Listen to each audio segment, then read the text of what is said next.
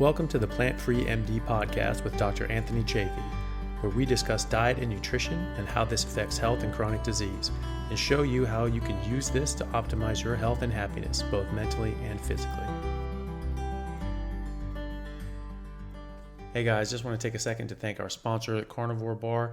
I don't promote many products because honestly, all you need to be healthy is to just eat meat. For those times that you're out hiking, road tripping, or stuck at work and you want a nutritious snack that is just meat, fat, and salt if you want it, the Carnivore Bar is a great option.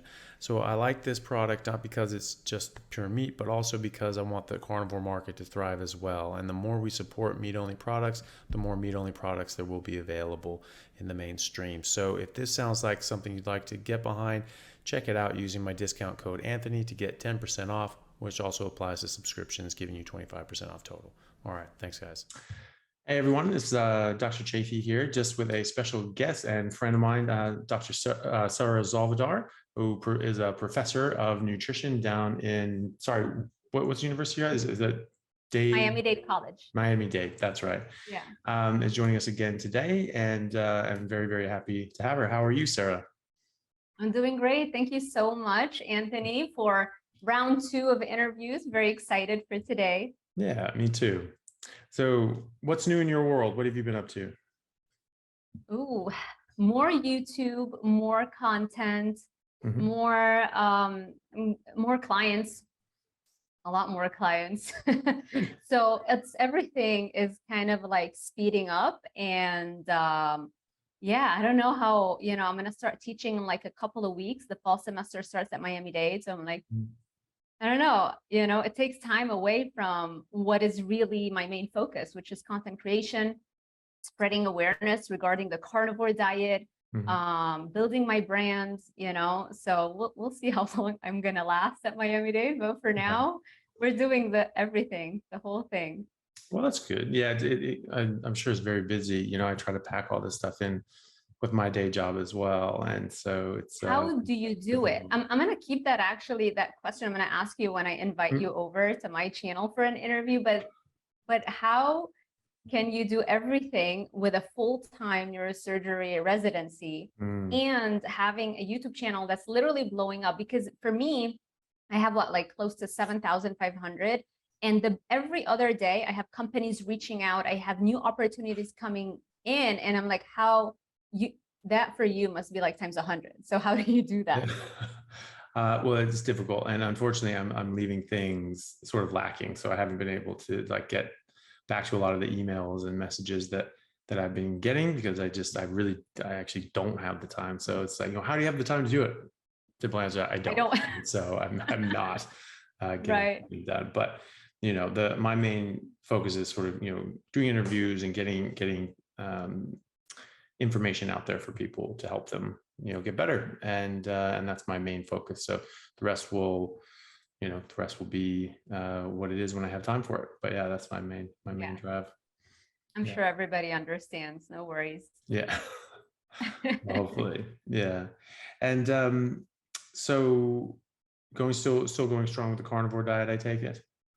Oh yes, actually even more so. So recently, somebody, like people who are following my channel probably know this already, that I may or may not be planning for a competition really soon. So I'm going on, but I didn't say it. I just said may or may not. But I'm shredding right now. So we're dropping weight. And I'm tracking everything, like whether I use the bathroom or not, how many hours of sleep, the calorie deficit to the decimal that I'm creating, like everything. I'm a huge bio hacker, if you want, and I love data, and that's how my brain functions. Like when I see data in front of me, then it makes it easier for me not to have to rely on discipline, because if I see data, 0 carb, I drop weight consistently, no matter what time of the month it is. There's no excuses. Oh, it's that time of the month, or I didn't, like in the past. It's like, no matter what's happening, I'm dropping weight like crazy. I'm like, wow, that's because I'm having 0 carbs, not even cottage cheese, nothing. So in the past 3 or 4 weeks, it's mind blowing. I'm going to share that Excel sheet that I created so that people can see on a video coming out soon, so that people can see just how much of a difference this whole calories in, calories out thing. Yes, there is something to that. And I'm not of the camp, like, don't care at all what calories you have, because I think people lack awareness of just how many calories are in different foods. So it's good to know. But this idea that all you need to do is just create a calorie deficit and that's going to consistently lead to results, not for me. I mean, my weight will not budge when I eat carbs. And then I'll be like, oh, it's just glycogen. Oh, it's just water. Like, no, it won't budge for when I create even less caloric deficit the week after that, and I'm dropping 2 pounds a week. It's like, how can that be? I've created more calorie deficit the past week and my weight didn't move. And now I'm creating less of a calorie deficit, but I'm dropping like 2 pounds a week. It's insane. Yeah. You know? And yeah, no, I totally agree. I just realized my mic was nowhere near me. So hopefully people could hear me. Yeah. No, yeah, no, you're completely right. I mean, like, obviously, you know, when you have energy in a system and you have more energy in your system than you need, that's going to get stored as energy, you know, as either glycogen or fat. Fine. But the problem comes is actually trying to figure out exactly what the hell your outputs are, because that's very difficult. Because depending on what you eat, you're actually going to change your basal metabolic rate. You're going to change your output as well. And so you may be thinking that, you know, this is what my output is because of this equation and this average and whatever, and this amount of exercise, but that's not necessarily what you're putting out there. You know, even just being in ketosis, just not eating carbohydrates, like you say, on average bumps your metabolism up by 250 kilocalories a day, right? Yeah, so I think even 300, Ludwig showed in a study from Harvard, like 300 calories more. Yeah. Yeah. I'll send you the articles if you have time to post them under the description. Yeah. But yeah, this has been shown consistently in the literature. Yeah, exactly. So, you know, I mean, these are complex organic compounds. You know, like, obviously they're going to have, you know, chemical interactions in our body, and, you know, just saying that, no, this is pure energy. You're just taking in life force energy, and that's it. It's just 4 calories per gram, period. It has no other effect on your body. This is just a misunderstanding of biochemistry.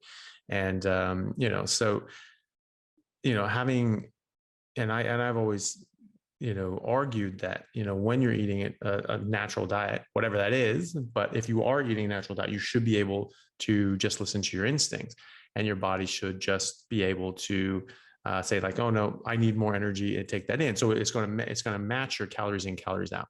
And if you have excess adipose tissue that your body doesn't want, it's going to naturally put you in a caloric deficit. I talk to people all the time, and they're just like, yeah, I hate eating this meat. It makes me sick. I want to throw up. It's like, don't eat it then. You know, that's your body telling you that you don't want to eat anymore, you know? Right. And, you know, but they're so used to eating, they're like, no, I have to eat 3 times a day, and I have to eat in these proportions and these portions. And then at first it'll taste really good because their body wants that nutrition. And then it will start not tasting good, and they force feed themselves.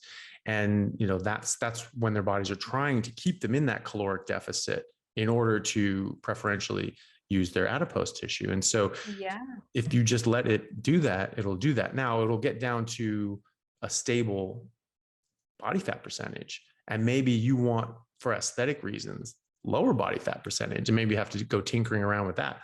However, you know, apart from that, you can just sort of eat intuitively. I would, unless your hormones are all mangled out. That's the only diet. I generally have always been like, no, you don't, you know, intuitive eating for people with dieting histories doesn't work, except for a carnivore diet, but a carnivore diet that doesn't have like the bacon and the cheese and the sour cream and the fun stuff, right? So that is the only diet that I can say, yes, you totally can intuitively eat on that. But even with that, I still get clients who have tried other approaches, and they're like, I'm just gaining weight. I'm eating all the meat and I'm just gaining weight. And the mentality is like, I can't handle gaining weight when I should be, you know, going in the other direction. So I think there's also this transitional period when we're getting people on a carnivore diet. You want to give them as much momentum and motivation as possible. In that case, I would make sure they know the calories they're eating, at least in that, like, that beginning phase, until eventually they understand, oh, wow, this heavy cream has tons of calories. So if I want to do intuitive eating, I couldn't be adding those things. So maybe eventually in later phases, excuse me, you can then do the not count calories, once you've achieved also close enough of an ideal body weight.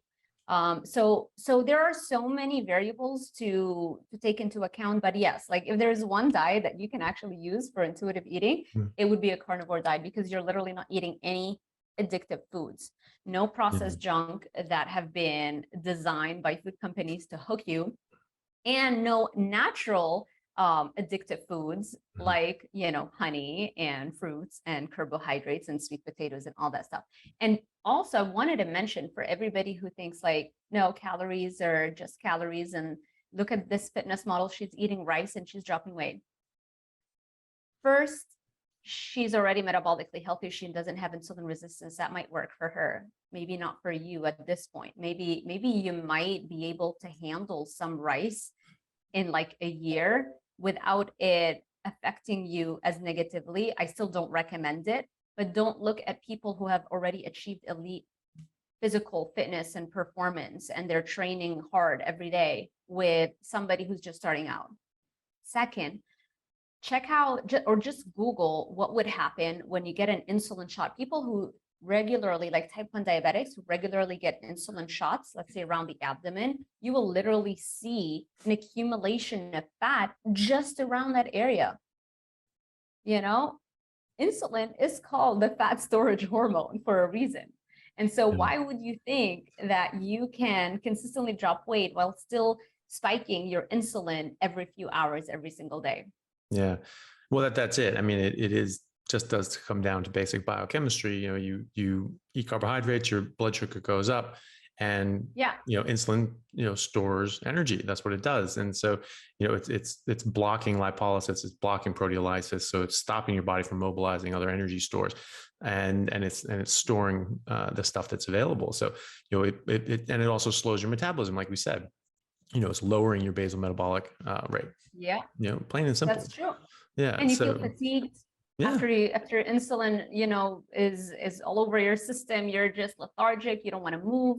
Yeah. You don't have meat, Yeah. After the carb rush, I feel good. People carbo load, like, oh yeah, I'm feeling good. And then they're, oh gosh, I'm feeling dreary. It's the same thing as, it's sort of like, other sort of drugs, like you get something, you get a high, you feel good, and then you come down. I mean, even just as simple as caffeine, that's a very straightforward.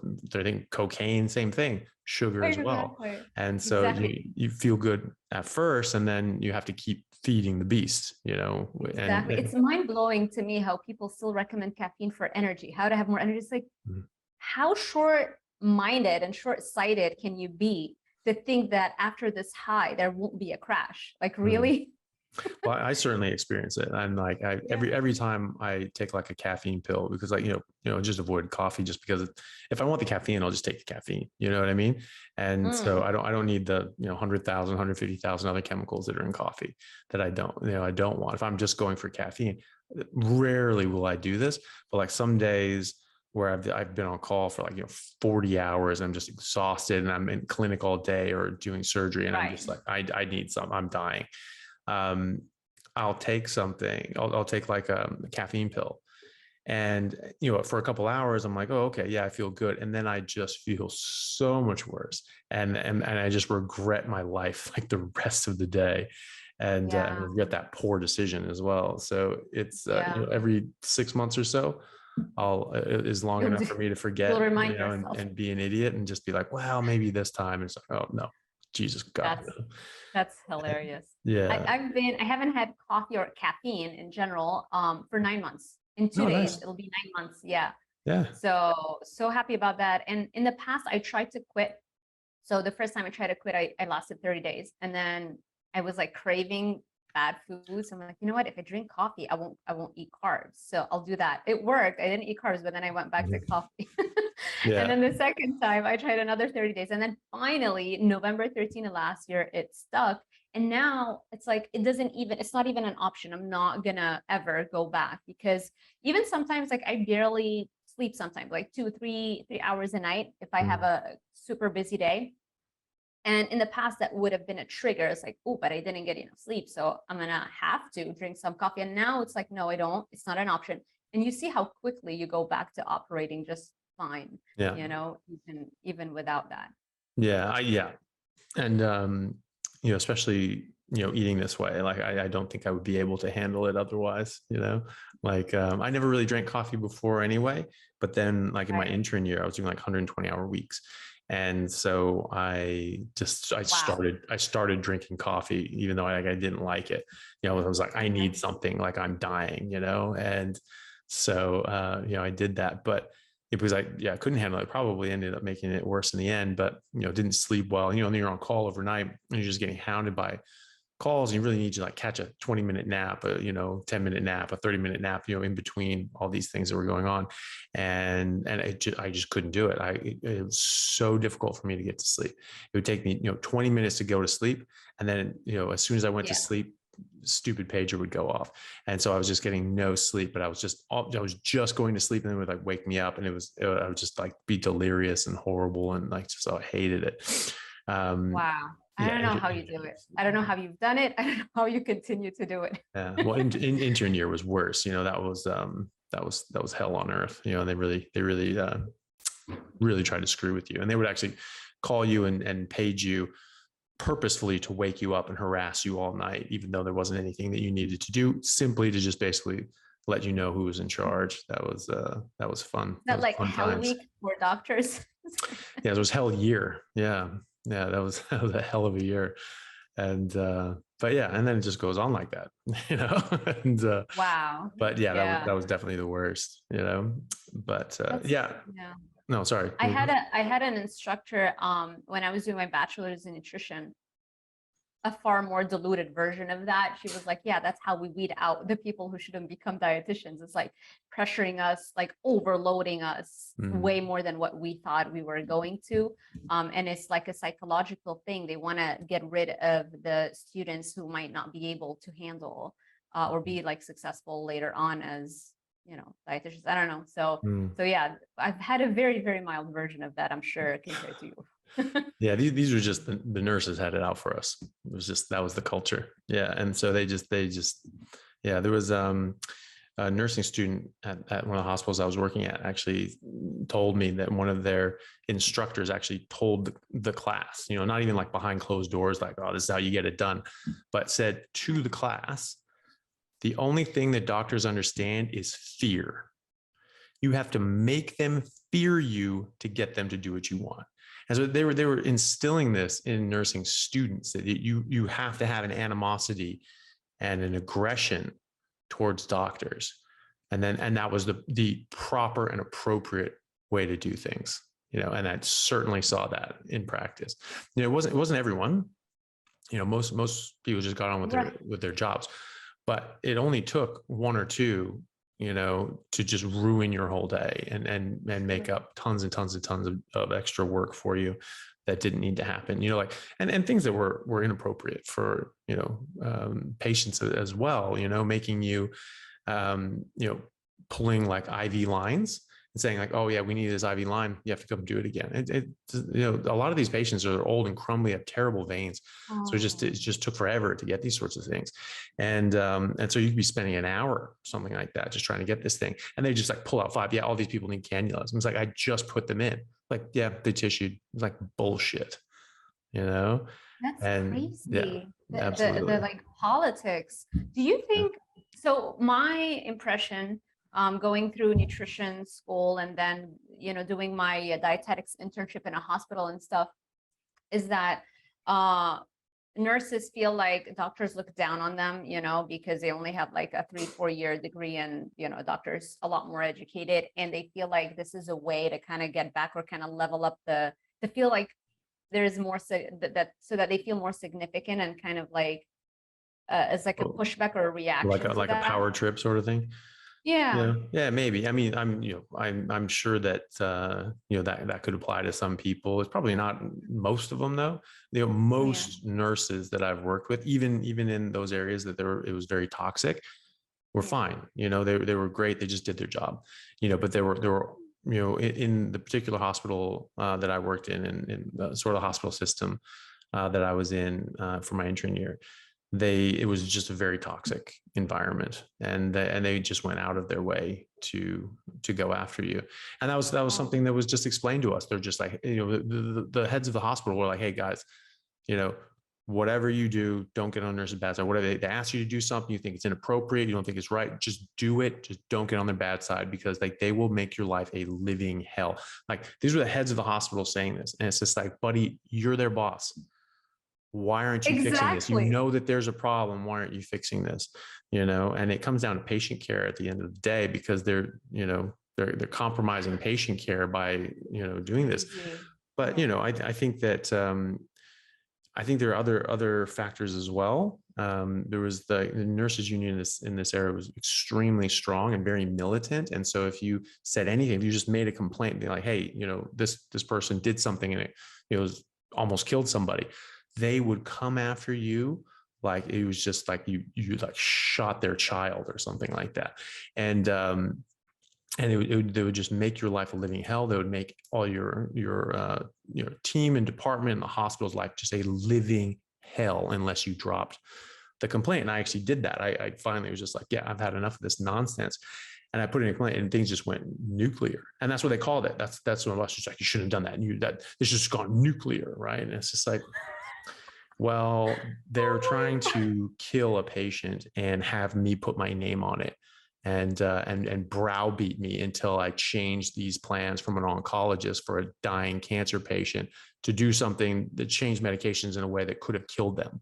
And I was explaining to them very nicely, like, no, I can't do that because of this. It's not even my team. It wasn't even my patient. It was like completely inappropriate that they were asking me to do this anyway.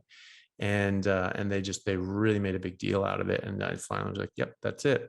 And so I put in a complaint, and that's it. And it was like, just a bomb went off.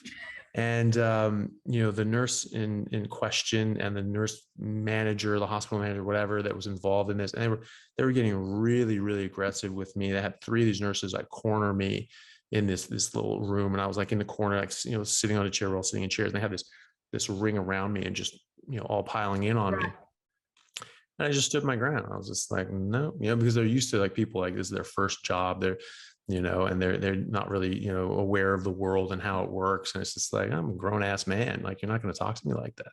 Yeah. And, and so, when they found that they couldn't intimidate me into doing what they wanted, all of a sudden the sort of the hospital manager, the nurse manager, just looked at the other 2 nurses and just went, well, I'm feeling very intimidated. Aren't you feeling intimidated, girls? Because I'm feeling very intimidated. Aren't you? Like that. And I was just like, why are you feeling intimidated? I'm the one who's boxed into a corner and you're surrounding me, and like, the facade dropped off. And she's like, oh, well, you picked that seat. I was like, you're right. I did.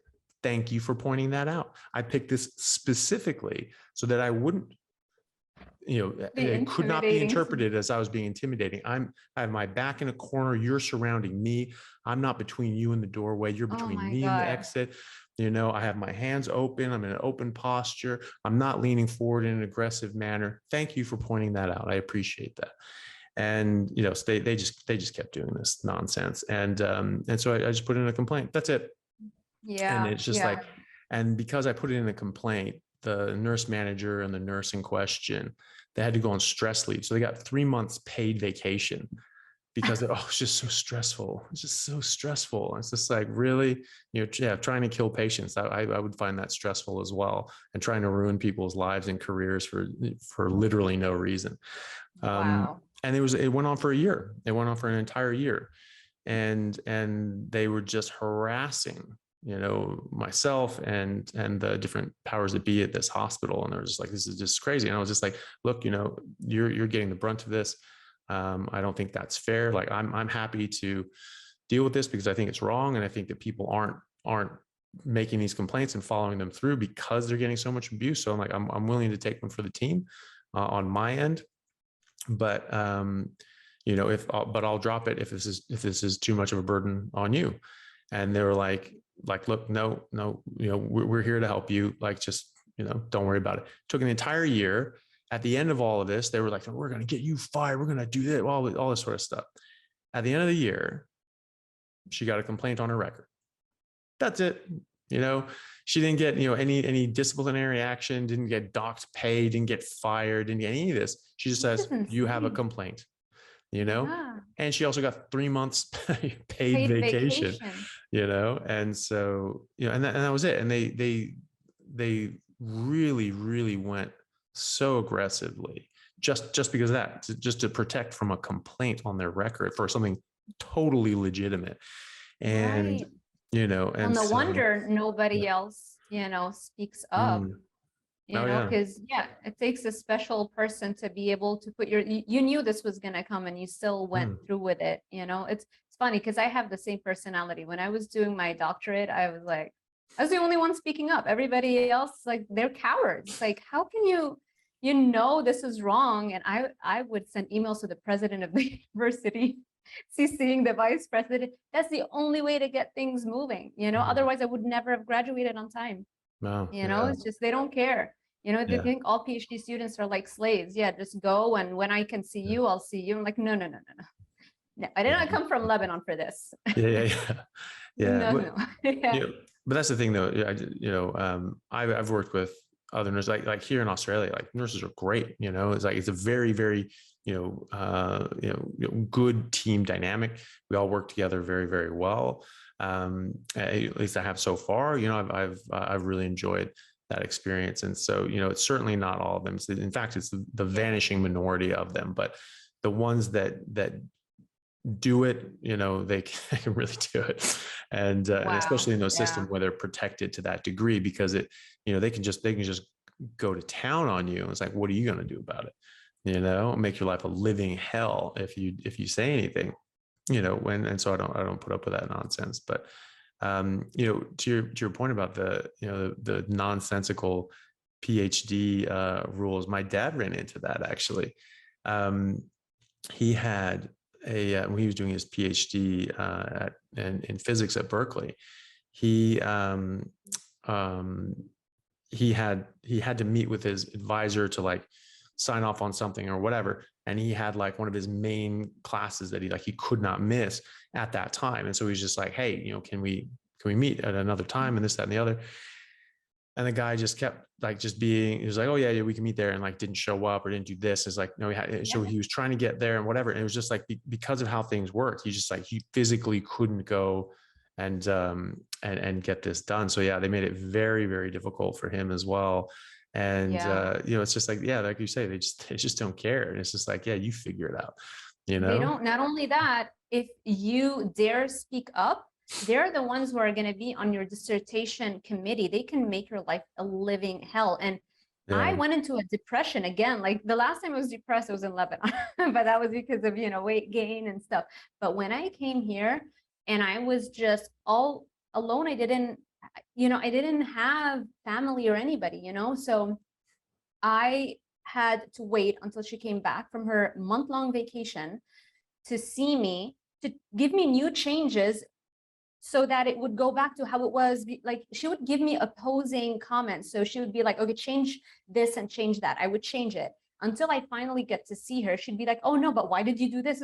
You told me, but you can't even tell her that because,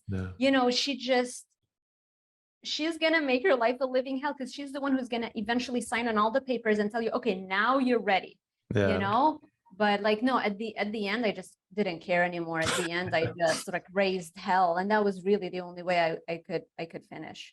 Yeah. Wow. Well, I'm glad you did, because that's horrible. It's crazy. So this is what PhD students have to go through, right? Mm-hmm. And then what they don't realize is that after the years of struggle, eventually they want to try and get a position, right? You start a starting position as an assistant professor. They don't know that only 3 to 5% of those who had just graduated with a PhD actually end up getting a job as an assistant professor, which is what we generally want to do within 5 years. 3 to 5% only. And that's because universities keep churning out these degrees. So the supply is so much greater than the demand. And so now, after going through hell to get your doctorate, you're still without a job. that you actually want to do. And so if you get lucky enough to get a postdoc or any kind of research position, you're going to just be so grateful to have a job that you'll do whatever it takes just to be able to work on research and have a job, right? And another major key to this is that you're thinking to yourself now, well, okay, I got a job, but I don't like what I'm doing because this study is funded by pharmaceutical companies or food companies, which is the vast majority of the studies. So maybe I should write grants myself so that I can get funding.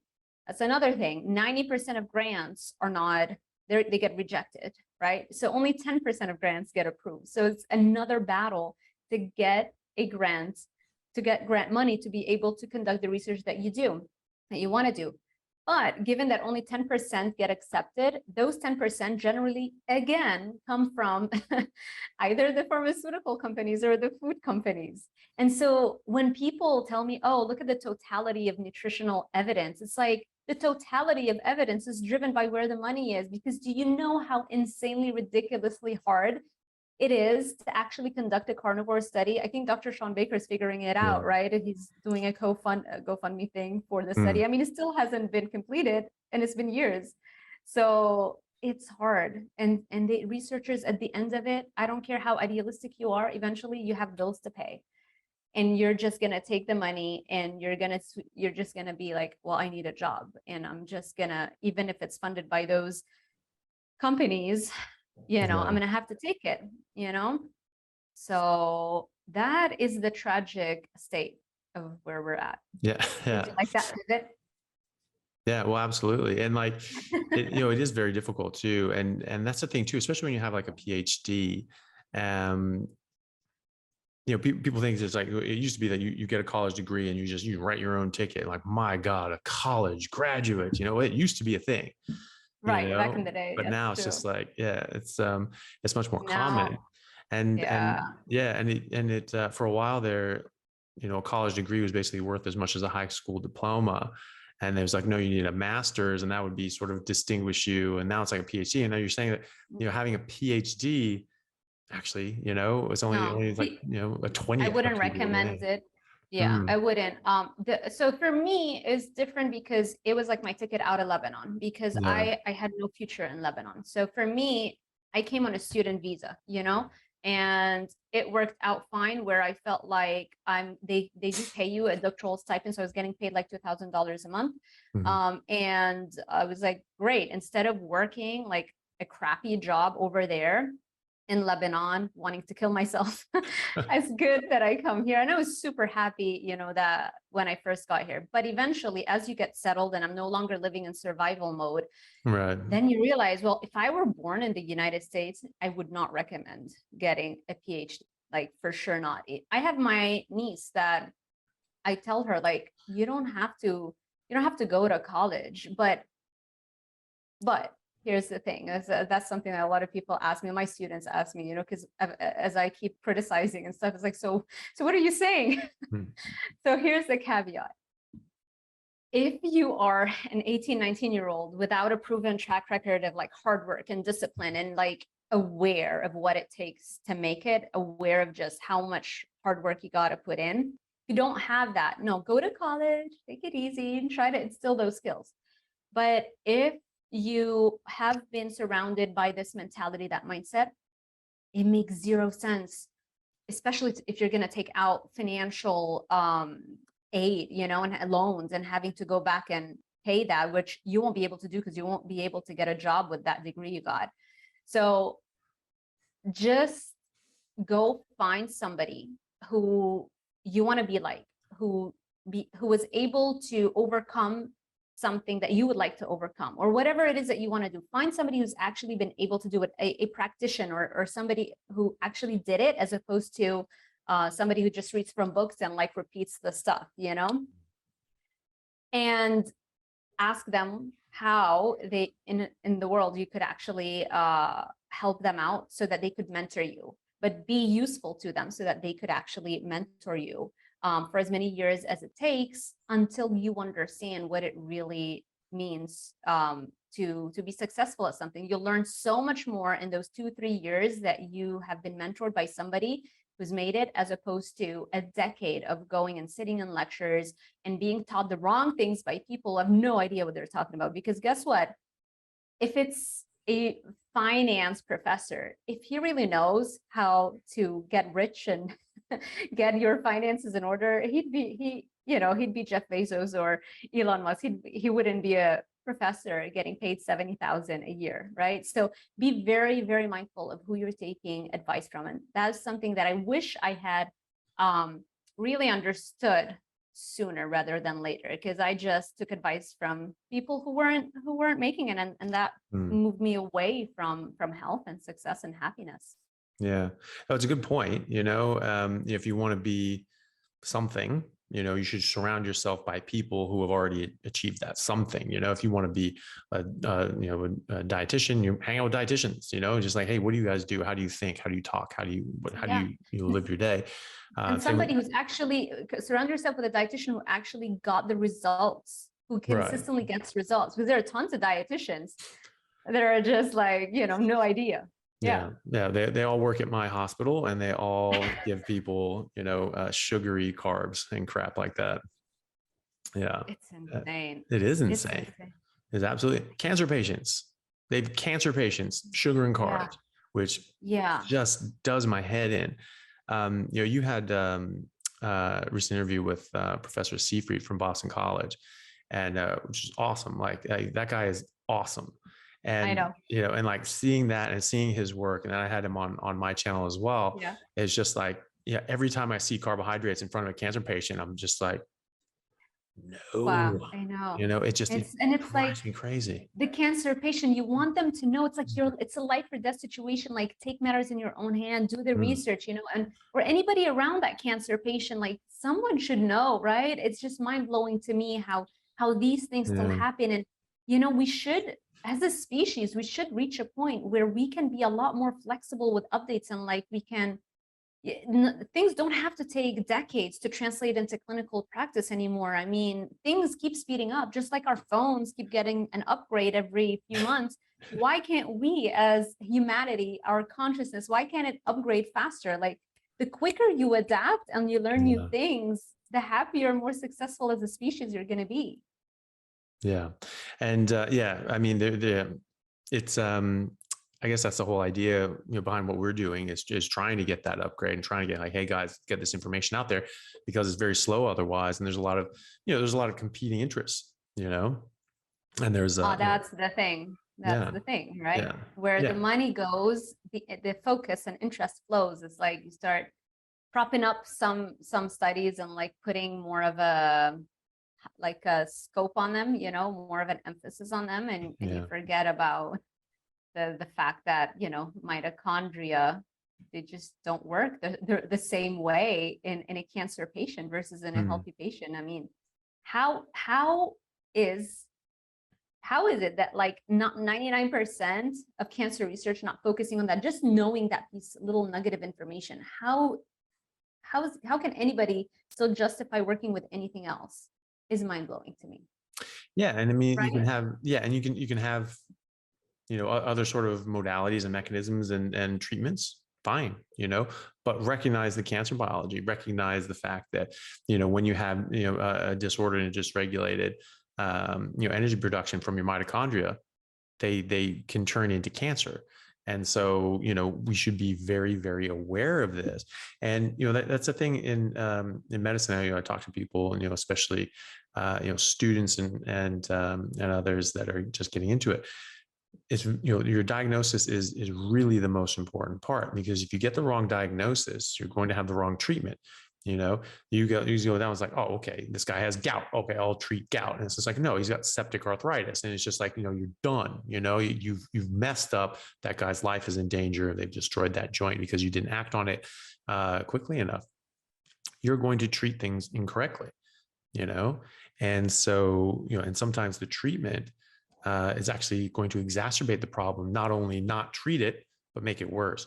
And that's so the problem. Yeah, exactly. So if we misunderstand, the principal foundation behind cancer biology and how cancer cells work, we're obviously not going to be hitting the mark every time. And this is why you have, different treatments and this is a 30% 5-year survival. And they're saying, okay, why does it work for some and not others? It's like, there's something going on here, and we don't really know everything about it. And, and we, there's some cancers that actually respond very, very well to treatment. Some leukemias have like a 90% survival rate, which is great, with certain treatments. But a lot of others don't. And, so we're not really winning that battle. We're just sort of, we're doing the best we can. We're managing the disease. But again, I want to get medicine away from disease management and into actually getting people better, because that's used to be what it is. You're curing people, Exactly. And that's getting a recurrence 20 years later. We don't want that, because then, you destroyed the cancer and your quality of life dramatically dropped after that, because your health deteriorates after chemo and all that stuff. And then you get a recurrence 20 years later. So did you really cure the cancer?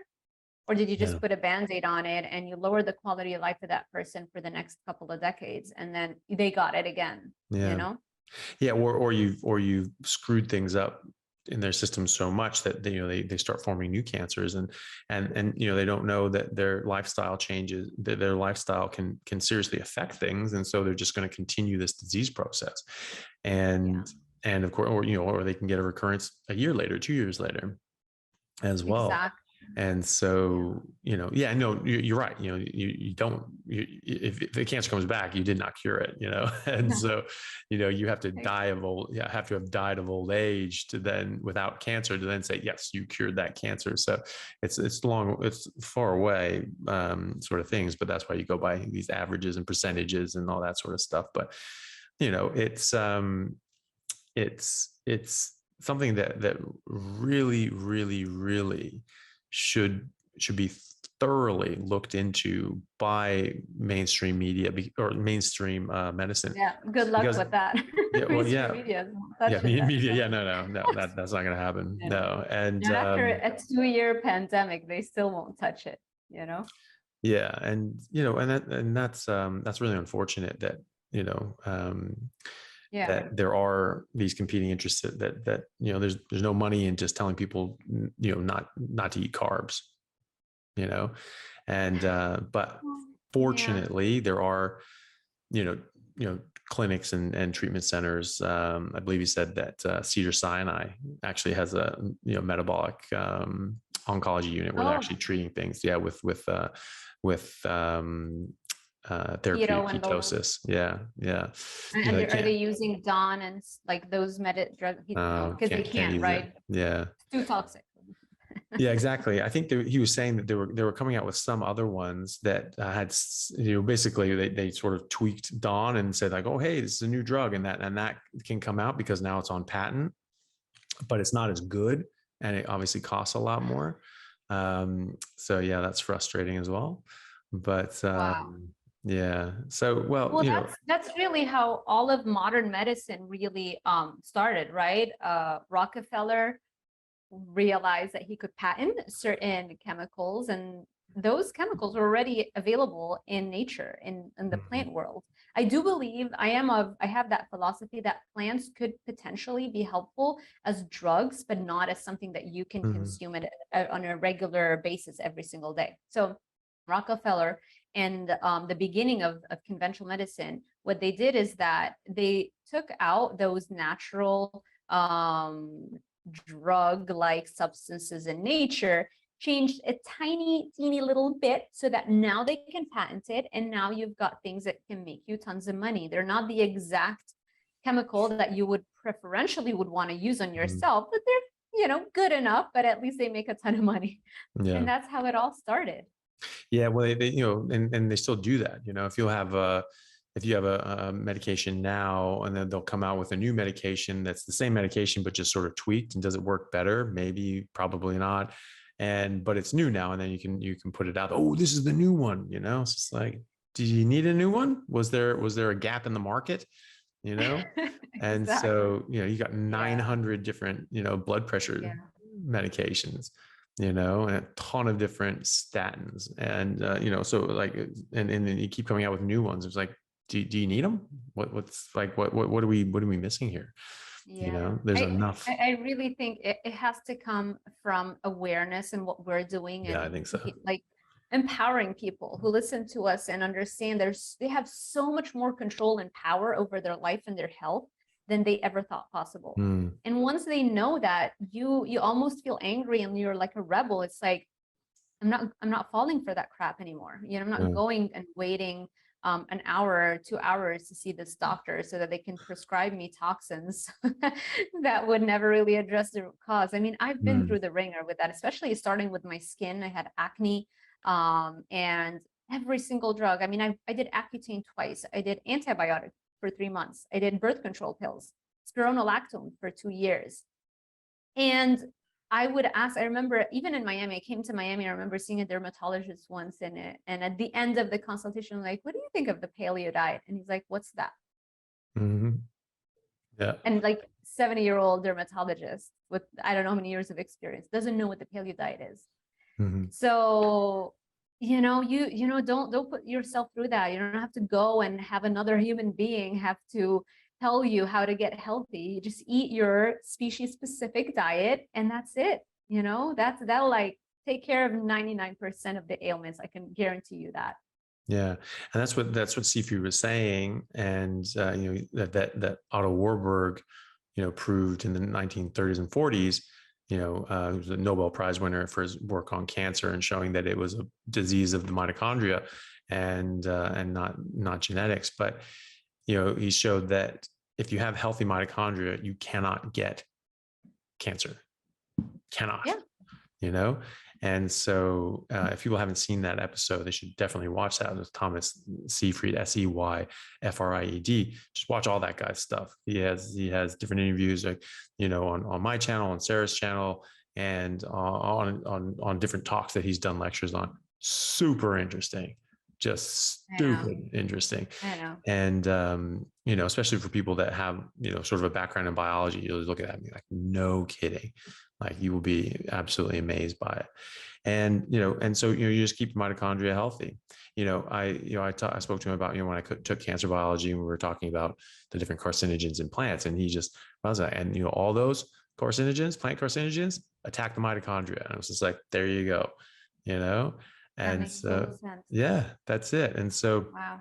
And there have been studies that I've seen looking at people going on a ketogenic diet, and the respiratory rate and efficiency of your mitochondria quadruples, and the number of mitochondria you have quadruples. So you're just right there. You are helping your body be much more healthy, have much more healthy mitochondria, which may not stop you from getting cancer. There's other things involved that can damage your mitochondria, but you're starting off on a very good footing, and by having much more healthy mitochondria and a much more healthy body in general. I think anybody who's been in deep ketosis for a long enough period of time can attest to that. Your energy just skyrockets and it stays level, and then you just fall asleep like a log. And then you wake up and you have higher levels of energy. It's just an incredible feeling.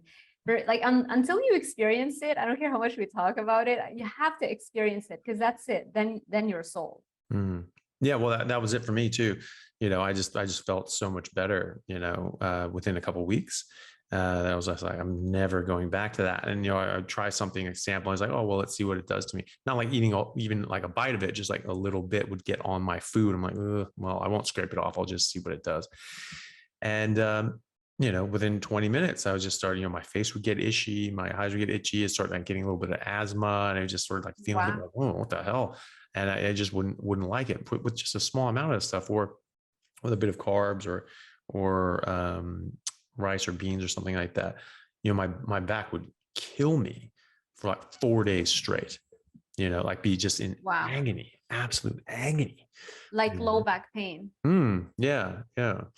And so, I've had like lower back pain since I was 15, and now I don't.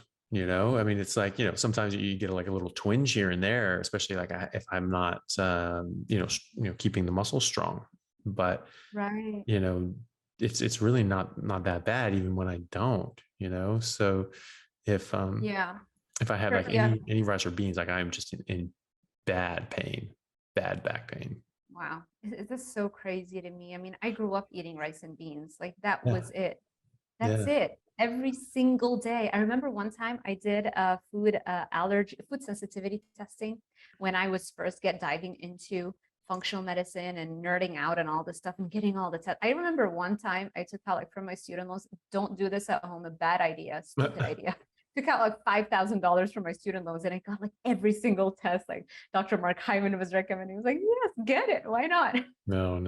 So anyway, yeah, It's not don't my do that. money. Screw it. It's just a loan. Exactly. Doesn't And I was matter. like, I have to pay it all back. Oh. Yeah. So anyway, I got a food sensitivity test and it showed every single bean and legume I grew up eating, I was allergic to. Yeah. And it's like, how did I survive? Like, how am I still in one piece? And that's all I ate. You know, it's insane. So something that like you mentioned, low back pain for me, I have a right knee that always bothers me because I do a lot of training, like I do sprints and I do like long duration, like fast running. So now it's like every day I do 7 miles running on my treadmill, like first thing in the morning, just to start the day. There are some bursts of sprints, but for the most part, it's like fast running. And so if I have a little bit of popcorn or any kind of plant food, anything, a pepper, a tomato, right away, it's like, wow, it starts hurting me so much, the aches and pains, especially in my right knee. And I'm like, oh, maybe I need to take a recovery. Maybe I'm a recovery day tomorrow. Maybe I've been like overdoing it. And then I realized, oh no, I had a bite of broccoli the other day because it was like in the food. And it's like, wow, how can that be? And now I know, like, I don't touch that stuff because I don't want to take recovery days. I enjoy doing this and it keep getting better. It's mind blowing how the tiniest things can have such a drastic effect on our joints and levels of inflammation in our body. Yeah. And especially when you can see the contrast, you know, when you're on the other side of it and you feel just amazing all the time. And then you get some of this in you and you're like, no, that's not how I'm supposed to feel. I'm supposed to feel awesome all the time. And then you're just like, I don't like that. And, you know, and probably also, you know, you build up, like you're saying, like you were allergic to these things. You had, you know, these, you know, your body didn't like them. You must build up try to build up sort of a resistance and your body sort of fights it off. So, you know, sort of mitigates the effect. That's likely happening as well. And then when you get rid of it for a long time, your body's is going to sort of like stop making whatever defenses it makes against them. And, you know, the different enzymes that break these things down in your liver, for one. And, you know, and then all of a sudden you just get hit with the full force of that. And you're just like, no, I don't want that crap. You know, maybe you can, acclimatize yourself to it, desensitize yourself to it in the future, but why would you want to? You know, like why would you want to get to the state where you can eat poison a little easier? You know, like I'll just skip the poison. Thanks. Exactly. Because we know how that's going to end up. It's like, why build up your defenses to poison every day and plant foods every day and acclimate yourself to that, or even to carbs every day, when we know what the end result is? You're just generally going to feel like miserable, and then you're going to have aches and pains, and then you're going to develop type 2 diabetes, and then you're going to get cancer and all that kind of stuff. It's like, we know where that's going to lead to. So we don't need to build up any defenses to that because there's no situation where we're going to be forced to eat it. So let's just not eat it, you know? Did you hear about Rich Roll, the vegan athlete? I watched a video by Dr. Baker like a couple of days ago where he shared what Rich Roll was saying. He just got on a podcast. Do you know who Rich Roll is? He's like a very famous athlete, vegan athlete. Yeah, I think I've heard the name. I think, you know, from Baker's thing. I think I don't think I saw the whole thing though. So he's had multiple people on his podcast, very well known, very successful, turned his life around on a vegan diet, just because when you clean up your diet, obviously you're going to do better than eating complete trash, right? But now, you know, this happens every single time. Give him long enough, and now he's got aches and pains. He can no longer, and he's been like, it's been happening for a while. It's just like it's been happening for so long that now he was on a podcast and he was like, yeah, I mean, I've tried this and I've tried that and it's not working. And I have back pain and aches and pain, aches and pains in different joints, that he can no longer participate in those long duration events that he used to do, like marathons and stuff like that. And, I hope that this is like the time, because when you have key opinion leaders that so many people follow that can, and he's generally open enough. He's not like, well, you're killing the animals and all that kind of, it's not like crazy like that. So that is like a perfect person that hopefully can see the light and understand that it is those plant foods that, yeah, they were better than the junk you ate, and that's why you felt better initially, but give it a long enough time, those nutrient deficiencies and the inflammation is going to build up, and now you started really paying the price. And so hopefully that'll be enough for him to change. Yeah. That's what they say about us, like the vegans. They say it's just like, well, these people get on carnivore, they get some good results, but that's just in comparison to the standard diet. But obviously it's got to come back and get them. Almost every carnivore I know has tried the plant-based first, because nobody thinks, I'm gonna get healthier, let's just eat meat. Everybody's shocked at the idea that meat could be healthy. Almost every single person I know that I've worked with, that I've taught, everybody goes through a vegan phase or a vegetarian or a plant-based diet phase first, doesn't get better, and eventually realizes, or gets really worse, eventually realizes, oh, wow, this is all wrong, then becomes a carnivore. There are no ex-carnivores. There are only ex-vegans. I think that says a lot. Yeah, I haven't heard of it. I mean, I've certainly seen people that just slipped off of it, and and for whatever reason, usually alcohol, they just like drinking, and then they sort of just slip all the way. But I guess, one would be, Dr. Saladino and Carnivore Aurelius, who's not really carnivore, is more carbivore Aurelius. And oh, really? Well, I didn't know that he ate carbs. I just know he has some good stuff on Instagram. So I'll see some good stuff, but I didn't know he ate tons carbs. of good stuff. Yeah. So I saw a blog that he wrote like a year and a half ago or something like that, maybe, I don't know, around there. And he was saying that, not only arguing that you could eat, carbs and fructose, but that you should, and that you'd actually box your thyroid and your hormones and your steroid binding globulins and your testosterone if you didn't eat fructose. And which is news to me, because when I took biochemistry, fructose was a non-essential nutrient, and there was no biochemical processes in the body that required fructose and could not run on something else. So that was news to me. And as such, he's not only incorporating carbs or like fruit and honey, like, Dr. Saladino does, but he was apparently at that time, I don't know if he's changed, getting 40% of his calories from orange juice alone. Just orange juice. No. Yeah. That's a joke. It was, well, if it's a joke, it's a bad one, because he's convinced a lot of people of hilarious. that. Yeah. Do we know what he looks like? I don't think I've ever seen him. His whole thing is that he doesn't let people know what he looks like, red flags. Yeah. Flags. Yeah. Not good. But yeah. So, that's funny. No, that's a very common question I get, like the thyroid hormones dropping. The thing is, you become more sensitive, because if thyroid hormones, if you're actually becoming hypothyroid on keto or carnivore, when I measure your metabolism, it should show a drop. You should literally be burning less calories, because that's what low thyroid means. It means it slows down your metabolism. Well, clearly, Jeff Volek and Stephen Phinney, the two pioneers in ketogenic research, they're doing the studies, and they have the studies all posted on their, what's the name of their foundation website where they reversing diabetes, Virta Health. Okay. Virta Health, VIRTA, Virta Health. So they have all the studies there, and they have a whole page on it, and they show the studies that they've done, and the metabolism does not drop. It's just that your tissues become more sensitive to whatever thyroid you're making. There's no reason for your thyroid gland to ramp up production in order to keep you going. And I would assume it's the same thing that's happening with all of the other hormones. Your tissues simply become more sensitized. And what really matters is the performance and results. How do you look and how do you perform, right? And I think you can, also attest to that, like how you feel and how you perform definitely is not a low testosterone state of being. So No. And, fun fact for those people that don't know it, just measuring your free T3 and things like that is borderline useless because, thyroid hormone has no effect in your serum. None. Okay. It goes into the cells, right? So we assume that the level in your serum is going to reflect the level in your cells, but that's not actually the case. It's actually very different. So you actually have to do, so what we do in the clinic is we look at reverse T3, and this gives you an idea of how much thyroid is actually getting into the damn cell and being metabolically active.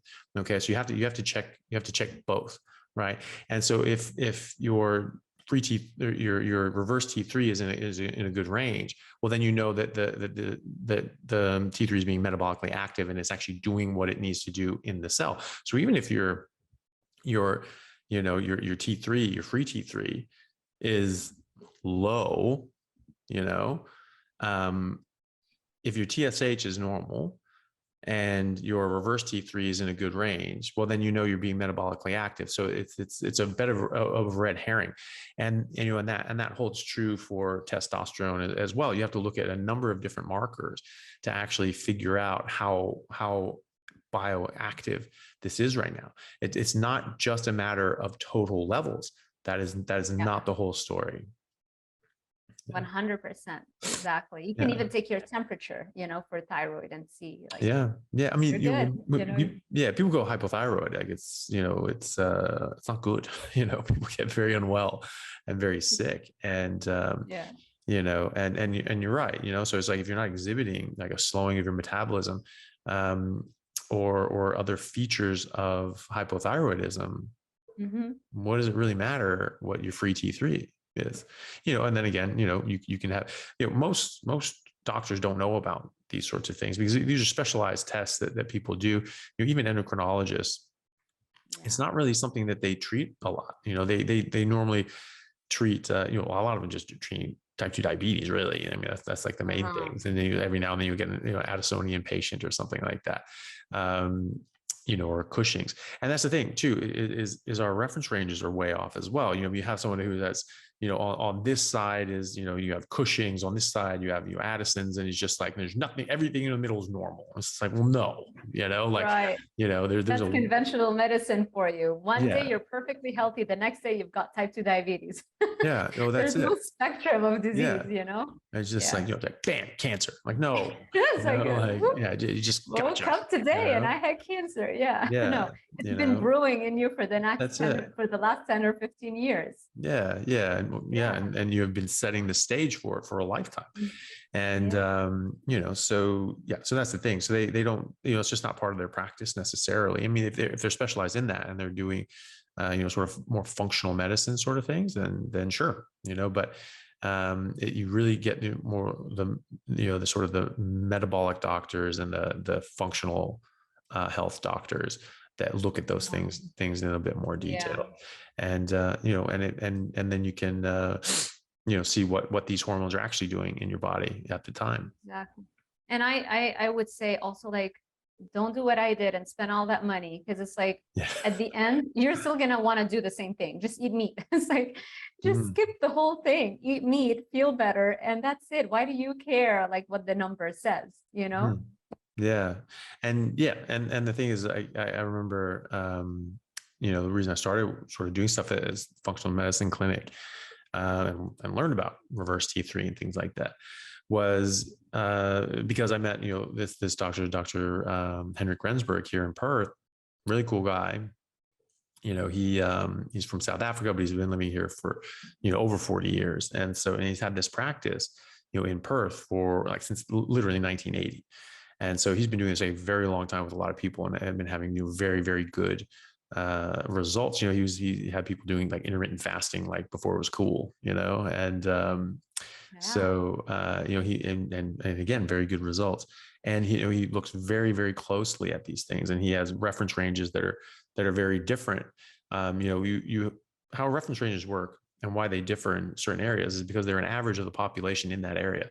And so the first 2,000 people that come into that lab, that's your reference range. And so outside of that is abnormal. And it's just like, no, like, who's getting blood tests? Like, people who are sick generally, and they're trying to find something wrong, you know? Right. And so, and when you have 80% of the American population, for example, being overweight or obese, that's 80% of your people that are going to come in, you know, that are, that's going to be your reference range, really? Yeah. And elderly, you know, you know, there's that study from Tufts that came out showing that 93% of Americans are metabolically unhealthy, metabolically unwell. 93%. 93%. Yeah. 93%. I'm not surprised. Yeah. I'm not surprised.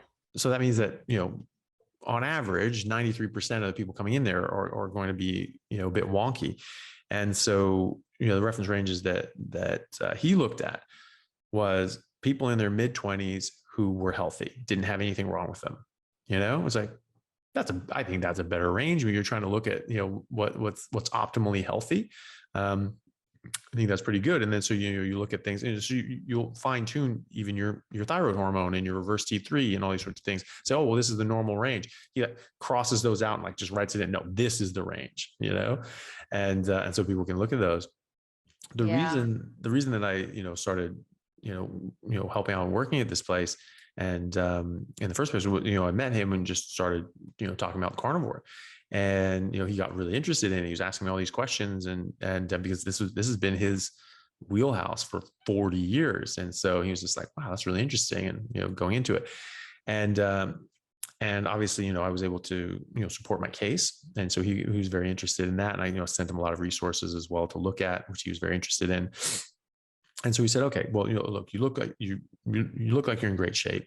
But, you know, you can be in great shape and not necessarily metabolically healthy or whatever. And I, you know, I've been very, very in shape and, you know, very, you know, shredded when eating carbs and when eating these things, because I worked out a lot. And like, you know, it was actually a problem keeping on weight. It was hard for me to keep on weight in the middle of the rugby season, because I was working out, I was pushing myself so hard. And so he was just like, well, you know, you look like you're in good shape, but let's check under the hood. Let's check all your bloods. And I was like, yeah, fine. I mean, like, I've never really cared to, because I know they're going to be optimal. I know whatever they are, they're what my body wants them to be, because I'm giving my body what it wants, you know? And so, you know, I really did, you know, trust in that. But it's always good to get, you know, confirmation, because, yeah, you know, it could be wrong. So I got all the blood tests done. They were all very, very good. And that actually convinced him that he's just like, okay, there's something to this, you know, because you know, he literally said to me, he said that, you know, if you took 100,000 people off the street my age, you know, that my blood would be number one without a shadow of a doubt. Wow. And he was just like, so yeah, tell me more about this. Like, I want to know more about this. So he was, you know, like a lot of doctors I keep hearing about, unfortunately, you know, they see their patients reversing diabetes, reversing Crohn's, reversing ulcerative colitis. They don't want to hear about it. Yeah, well, and they're just saying, they're just like, well, that's incredible. And they're just like, but no, you have to stop eating that meat. That's just going to kill you. It's just like, have you ever seen anyone reverse type 2 diabetes? Literally, this doctor said, no, I have never seen that. It's like, okay, well then why wouldn't you think for a second that maybe there's something to this, and maybe, you know, we've got it wrong or whatever. And they just don't want to hear about it, you know? And there are a lot of people who have settled. You know, they've settled into, I have a practice, it's giving me status, and it's not something that I just want to keep it, and then I want to plan my retirement. There are a lot of people like that, you know, they don't like to take risks. And the only way you can not take risks is when you settle. And, you know, you and I, we just don't. And that's why, Well, there's two sayings that sort of, you know, I always think of when I go into that, you know, it's like, you know, no risk, no reward. Right. And then, you know, there's no growth in a comfort zone. You know, if you just get comfortable and settled, then, you know, you're not going anywhere, because you're settled. And maybe you're in a good place. You know, maybe you got a yacht. That's not a bad place to be comfortable. And so maybe, you know, you just be like, yep, I'm retired. But even with that, you know, why is it that people who have made it to the top, they still are working harder than others, you know, because progress, as Tony Robbins says, we go back to the quotes. Tony Robbins says, and that's what I live and breathe every day. Progress is the very foundation of happiness. And if you're not moving forward, you don't just stay where you're at, you actually regress, because every day you're getting older, right? There's more things happening that now what worked for you in your 20s doesn't work in your 30s or in your 40s or in your 50s. And that not only happens in health, it happens in your career, it happens in every single area. So when people think that they can settle, what they don't realize is that they're not settling, they're regressing, and they're going back fast in this day and age when everything is just progressing so quickly. Gotta be so comfortable with change and so adaptable, which is what Charles Darwin says, right? The survival of the fittest.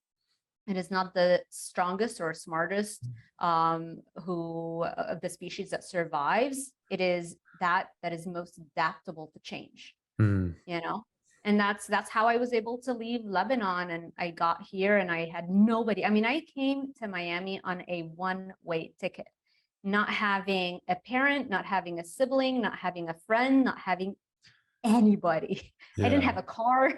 You know, I didn't even know what was going to happen after 9 months, because I knew they were going to pay me for 9 months. And in the summer, I'm on the student visa. I can't work. How am I going to survive? And I still came. You know? So, and I just like my adaptability is truly, I think, is the number one thing that drives my success or my happiness in everything, in every area. So yeah, even if you have a yacht, you're gonna get used to that yacht. Maybe not as quickly as a car. Maybe like it'll take you a year, but trust me, then you'll adapt to it. And now it's like you've raised your standards. So it's like, now what? You need another challenge, you know? And like Ricky Bobby said, if you're not first, you're last, you know, so you got to keep going. So true. So wise. So true. Yeah. I know. And no, but you're right. You know, when people are engaged and challenged, you know, they like it, and they're happier. And, you know, just like you know, those nurses that, you know, didn't have to do anything because you couldn't complain against them. They were miserable. They didn't really have very high job satisfaction because they didn't have to do anything. So they did as little as possible.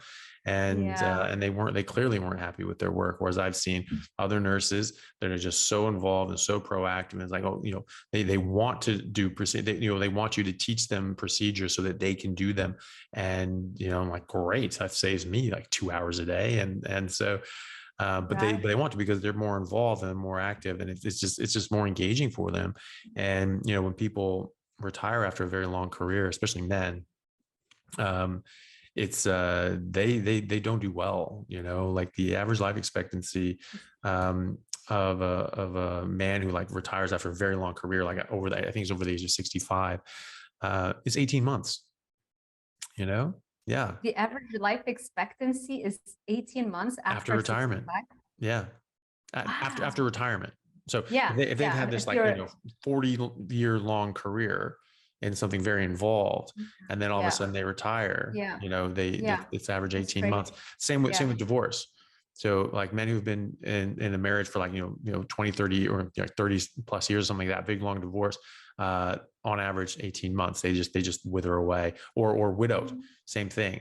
They, you know, because, you know, you think about it, they've just, you know, people get divorced for a lot of different reasons, but I'm just saying, you know, that a lot of, especially historically, you know, you're sort of working, you're doing all these things for this person, and you're raising a family together, and that's your purpose. If you don't have a purpose, you think, what do you have? You have nothing. And so then that person passes away, or you know, you get divorced, especially if it's like unexpected. It wasn't, you know, it wasn't something you saw coming. You know, they just get devastated. And you know, and it's average 18 months life expectancy.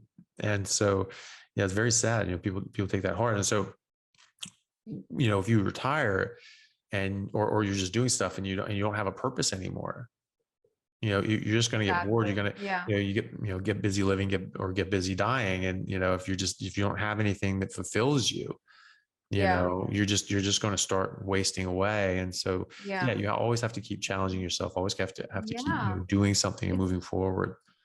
Agreed. It's always been very easy for me to know, like, I wouldn't want to ever retire, like, because when you enjoy what you're doing, like, why would you ever not want to keep doing something stimulating, you know? And I think that's like this old mentality that people would be like, go to your 9 to 5 and then you have fun on the weekends, and then, you know, you start complaining, you know, on Monday. And it's like, I'd rather be skinned alive than live that kind of life. You know, that's why I do the YouTube. I mean, it took me a long time to get my YouTube really to a level where I'm good, like income wise, you know? And at the beginning, it's hard when everybody's like, okay, you have a PhD, but like, you're not making any money and you're putting all this work in your YouTube and contents, like for what? You know, it's hard for people to see that around you, because it's not a common thing. People still don't understand just how lucrative it can be to be a content creator. And more importantly, because you love it and you're passionate about it, you're working harder than you ever could work for somebody else, right? And so it's all those things together. So but yeah, I knew that I am driven by like passion and my intuition, and I couldn't be employed, you know, and having those political games around me. I'm like, I can't, you know, I can't. You know, I'm not 6'5" like you, where it's like, you know, like, no, I want to kill everybody if they come after me. You know? So yeah, so this is why I do what I do. Well, that's good though. Well, I mean, obviously, you know, if you find something that you're really passionate about and you really enjoy, then obviously you should really just pursue the hell out of that. Problem for me is I like a lot of things. And so, you know, and, you know, so I get, apparently I love them more than sleep. So that's where I'm at right now, but I really love sleep.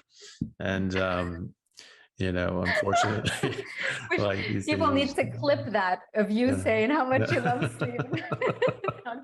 You really love sleep. Man, but apparently I love these other things more. And, you know, I don't want to. So how many more years do you have in your residency? The rest of my life, I'll die doing this, I'm sure. Like, it's a bit of a crummy situation because like I don't have permanent residency here in Australia. So until I get that, unless I get that, I can't actually progress. So so it's a bit of a conundrum on what I'm going to do if I can't get permanent residency. And it's a bit of a bitch, and unfortunately, sorry for swearing. And it's fine. I've been holding back, so don't worry. Yeah, exactly. Yeah, that's what people don't understand. I swear a lot. Oh, me too. I really do. And it's just like, but I don't swear in front of kids. I swear in front of patients. And so I at least have that separate mentality, you know, when I'm doing things like these. But you know, sometimes it's hard. Like you really, even before you said it, I could tell that you swear a lot, because like when you have that similar, you know, character, like that intensity and passion, you have to say things with intensity sometimes, you know? I swear, I you know, would swear to the point that like I've had friends on my rugby team just say, hey, can you tone down the swearing a bit? That's like a longshoreman saying, oh, hey, take it easy. You know, like it's just like, if your teammates are saying that, I can only imagine. Like on the rugby team, and like everyone swears and says like, you know, horribly lewd things like in these sorts of circumstances as just, you know, very, very, you know, indelicate jokes, and you're trying to screw with you. You're trying to get shock value to, you know, get people to react and just be, oh my God, you know, like that's what you live for. And like, they were all going like, whoa, hey, you know, tone it down, you know? And like, so that's bad. And, but yeah. And, but yeah, well, I was going to ask too, you know, last time you know, we spoke, we talked about, you know, the different aging hacks and things like that, but we didn't actually get to really dive into that. So can you tell us, you know, how people can live forever? Yes. Okay. Listen up, everybody. You can live forever. I'm not crazy. I can promise you there are people that are far more intelligent than me who do this every single day that have said the exact same thing. Specifically, I would go and Google right now, Dr. Aubrey de Grey. Dr. Aubrey de Grey, he's the co-founder and was like the head of Sense Foundation, SENS. And Sense Foundation is one of many companies that do the research to not only slow down the aging process, but eventually reverse it and eventually cure it. That's the stated mission, the stated goal. Now, you're probably going to come across the fact that he got some sexual assault allegations, but then turns out it wasn't too serious. So he didn't do anything terrible. So like, yeah, like he just, I guess maybe in some situations something happened and the women felt like he was coming on to them or whatever. So I don't know what happened. The point is, it was sexual assault, but it wasn't bad sexual assault. So maybe, okay, you know what? Maybe I'm saying this wrong. Like, remember, I'm international. So sometimes I say things like, what did I say? Okay, not sexual assault, but sexual harassment. Sexual harassment. Okay. Sorry. Minor difference. Yes, minor difference. And then it turns out like he's, even Sense Foundation came out and said like he's not a sexual predator. Like it was like a misunderstanding, whatever. Okay. So I just want to say that ahead of time, but as a disclaimer, but just know like the guy's a genius and I have consumed all of his content and I recommend everybody does. So he went on the Tom Bilyeu. Tom Bilyeu is another like person that I'm obsessed with. He's the co-founder of Quest and sold Quest, made like $500 million. And now, as we were talking about how like, yeah, he made it, but no, he understands that happiness continuously improving. So I'm sorry, I'm rambling so much. It's like my brain is all over the place. So Tom Bilyeu made a lot of money, but of course he understands that to be happy as an entrepreneur, you have to keep growing and doing new things. So now his company is called Impact Theory, and the stated goal is to build the next Disney in order to reach people via storytelling, to instill in everybody a growth mindset.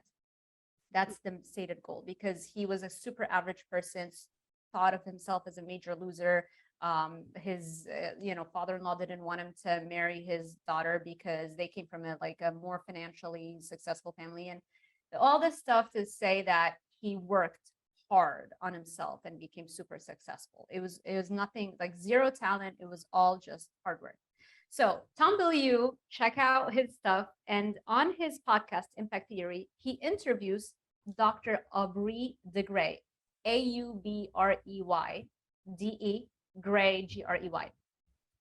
And in the last few minutes, where he asks him, is immortality imminent? Dr. Aubrey de Grey says that there is a 50-50 chance that in the next 15 years, we will reach a point called escape velocity. What is escape velocity? It is the point where if you choose and you take all of the anti-aging treatments that we know about and they're available to us, that you can delay the aging process so much to the point where by the time you need another hit of treatments, they're already there because medicine has already developed to the point where they know what to do. And you keep doing that until eventually medicine has cured the aging process. So that is my biggest passion, more so than carnivore. I mean, everything is great. I do carnivore, I do music, I do all that kind of stuff, but what's the point of doing anything if you're going to die? And we know, we know that we have so much control over that. And people are insufficiently aware as to how much control we can actually have over the aging process. We've reversed it in rats, and we've done crazy stuff in rodents, and we've done crazy stuff also actually in humans, in certain hallmarks of aging. There are 7 major hallmarks of aging. Again, if you watch that Tom Bilyeu interview with him, he talks about every one of those, like the stiffness of the cellular membrane, the health of the mitochondria, the telomere length, the accumulation of senescent or zombie cells, which I talk a lot about on my channel. So there's a bunch, but 7 major ones, and they've done progress in each and every one of those 7 ones. So, so my mission in life is to shake people up and tell them, listen, this is a life or death situation.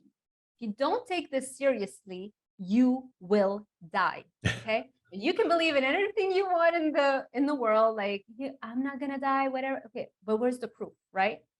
I'm telling you, you can actually develop proof and evidence that you can actually not die if you take science seriously. And as us, humanity, takes it seriously, our governments will have to label aging as a disease. Right now, we're not making, well, we are making a lot of headway, but we can literally transform the speed with which we're going at this. If the NIH and our government assigns disease as a label on the aging process, if they look at it as a disease, then they can fund the grants, then they can fund the research. So now we'll have both the public and the private sector working, and that's just gonna exponentially blow up the progress in anti-aging research, because I don't want to get old and I don't want to die, and I have a much better chance of achieving that if every single person on this planet understands the power we have over that and puts our resources together to prevent that from happening. Because you will die if you don't. Okay. It's funny, you know, when I talk about this, you know, like normally people are like, oh, I don't want to die, I want to live forever, I want to do all these sorts of things. That's like normally what people say.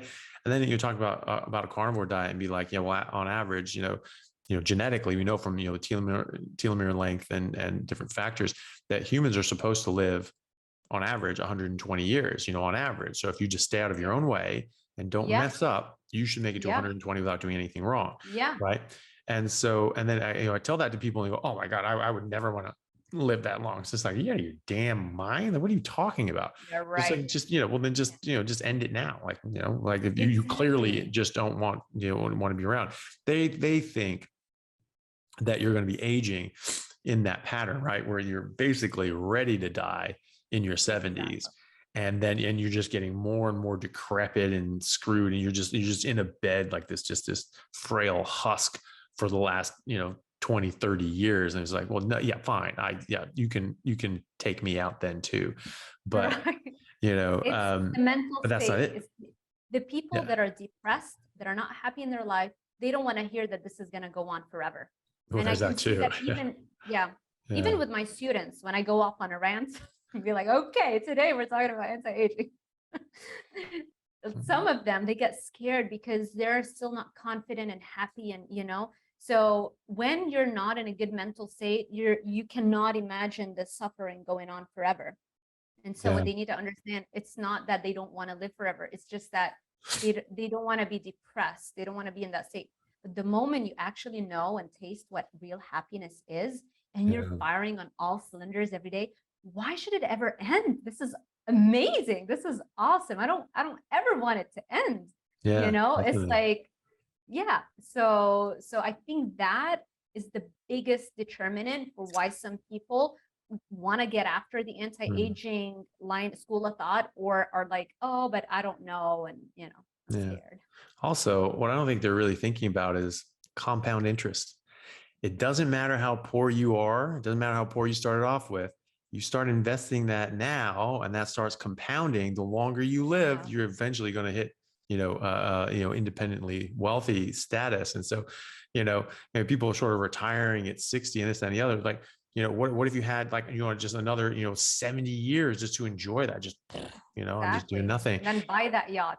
Yeah, exactly. And then you can actually, and pay people to sail you around, Exactly. Yeah. Exactly. There's so many things that come after you gain so much wisdom and self-confidence and skilled acquisition. I mean, and having said that, if you still don't want to, you should have the choice. It should be an option how long your life needs to be. You need to make that decision. It shouldn't be an inevitability that we're all going to die. Like, no, I don't accept that. I reject that fully. And I'm going to make shit tons of money and invest all of it in that. I'm going to prevent that from happening. Yeah. Yes. That's funny. So what are some of the treatments that they have now that are actually showing like reversibility, and like what are they doing? Adding on, telomere length, or, what are they doing? So that's one. So just by omega-3 status and vitamin D alone, if you just get your vitamin D levels to be in the upper quartile compared to the rest of the population, it elongates your telomeres at the ends of that protect your DNA. It elongates it, which means that it gives you an average extra 5 years to your life just from that one nutrient. Now, We've seen the same thing with omega-3s as well. Optimal omega-3 supplementation, same thing, elongates your telomeres.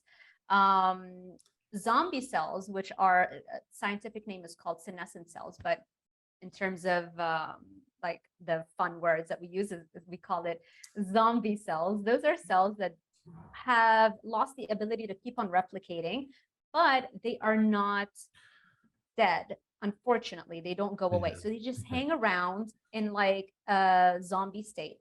And the problem is that they continuously release inflammatory molecules into your system. So you're constantly in a state of inflammation, which leads to the aging process. And so if you can kill off those zombie cells, then you can literally reverse a major hallmark of aging. And there are so many companies that are doing so much research to come up with drugs called senolytic, because they're called senescent cells, so senolytic drugs to destroy those zombie cells. And they're getting, you know, they're getting a bunch of drugs that they're looking at. But something that you can do right now, exercise, and intense exercise is one of the most powerful zombie killer treatment you can do, or senolytic drug that you can right now implement. I'm constantly moving. Like I'm running in the morning, I'm lifting weights. And then when I'm working on my laptop, I move it just when I have podcasts so that it's not in the way, but I have a desk bike that I am obsessed with. So I'm constantly moving. All those things are killing off all of the zombie cells. Hence why I'm not going to age. You see, there's so many things that you can do right now that are cheap. You don't have to wait for FDA approval and all that stuff to happen. Another major thing I would highly urge everybody to go and check out. Tony Robbins did an interview on his latest book, which I think it's called Life Force, which is all about the regenerative medicine and stem cells and all that kind of stuff.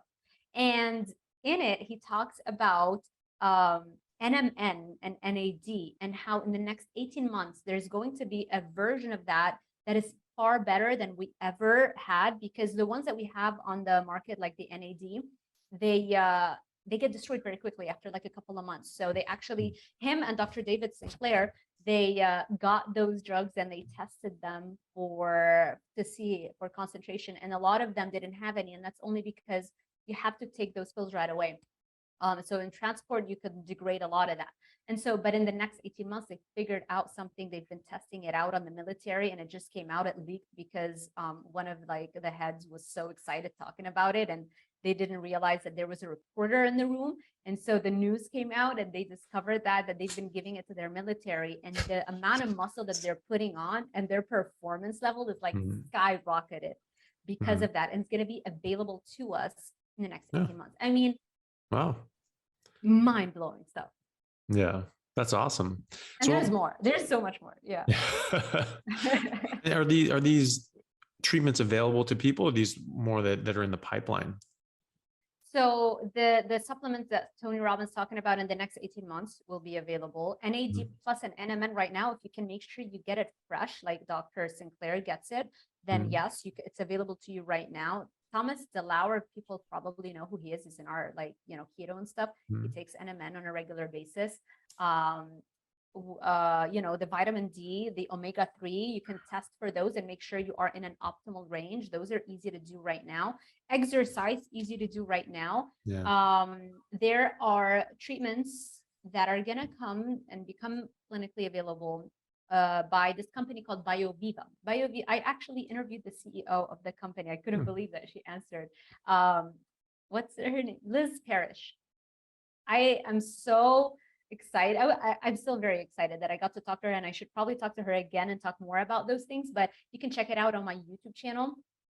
And she talks about the treatments that they're coming out with, which are telomerase injections, which means like you inject yourself with it's gene therapy that would literally elongate your telomeres back again.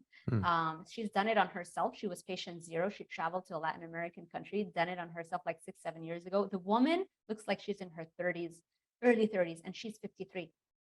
Wow. And she's white, like, like the whiter you are, you generally tend to have like more wrinkles at an earlier age. She looks incredible. there are so Clofi, I think, is another one that she's doing that they're developing a bunch of stuff. So she talked about all those things in that interview that I've done with her, and also on BioViva, the name of her biotech company. Like, check out her YouTube channel. They talk about this all the time. There's so many things. Yeah. There's blood transfusions, young blood transfusions. This is in a very early stage, but people are already paying $8,000 for like a liter of young blood to be transfused into them, which was super cool. Vampire shit. Yeah. Huh? It's like some vampire stuff. Yeah. Vampire stuff. That's right. Yeah. Hey, I'll do it, but not just yet, right? I'm good. Eventually. Yeah. Well, I was gonna say, actually, this is why we need the interest. We need more money so that we do more studies. It'll make it cheaper. Quicker. Yeah. Exactly. Yeah. Yeah. $8 grand for young blood. I was just like, can I sell mine? How much will I get for that? You know? Yeah, but if you're making millions of dollars a year, what's $8 grand? That's nothing, you know? And that's another thing. Like, this is what I love about nutrition. It's not just about nutrition. Like, and the work that I do with my clients is all mindset work. It's like, I'm working with you to transform your life. I can't just get you an optimal body without also tackling your limiting beliefs with regards to how much money you can make, tackling your limiting beliefs with regards to the aging process. Like, there's so many things you want to do all those things together, because when you have high goals for yourself and making more money and providing more value to the universe and the world, then you can feel like, yeah, I can reverse my aging process because I can do that, you know, and you're more motivated to eat right and eat your species specific. I mean, everything meshes together, you know? Yeah. Yeah, definitely. Well, that was awesome. And I think, is that video of you interviewing that CEO, is that out on your channel? Yeah, it's been out for a few months. If you go to my YouTube channel, on the homepage and you scroll all the way down, that last playlist that shows on my homepage is called an anti-aging playlist. It's in one of those. Yeah, her name is Liz Parrish. LizParrish.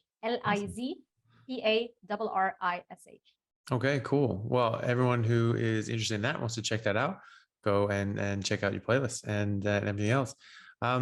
Sarah, thank you so much for coming on. I don't want to take your whole day. We've been talking for a while, but yeah, can you tell us where people can find you and how they can see more of your work? Sure. So it's very easy to find me, Dr. Sarah Zaldivar. You can actually see it on the screen right here. Yeah. Sarah with an H. And so you can find that on Facebook, YouTube channel, Dr. Sarah Zaldivar. Instagram is at dr.sarah.zaldivar. I just created another account just like for photo shoots and modeling stuff. You can follow that, but that one just says Sarah Zaldivar. The one with the doctor is like the fitness account. So that's the one where I'm mainly focused on, obviously. I'm mainly focused on YouTube and Instagram, and then the other social media platforms I haven't, and like Facebook gets automatically updated with Instagram. But like, you know, Pinterest, LinkedIn, Twitter, I haven't. I will get to them eventually, but now it gives me anxiety to think how much I'm gonna have to like work to keep everything updated. But for now, they're there. But yeah, YouTube, Instagram, probably the two top places that you can find me. And my website, drsarahzaldivar.com. Perfect. All right. We'll put all of those in the show notes, and we can go check it out. That was very interesting. Sarah, thank you so much for going on. I really appreciate it. Thank you so much, Anthony. I've had a blast. It's been so fun. Thank you. Me too. All right. We'll see you.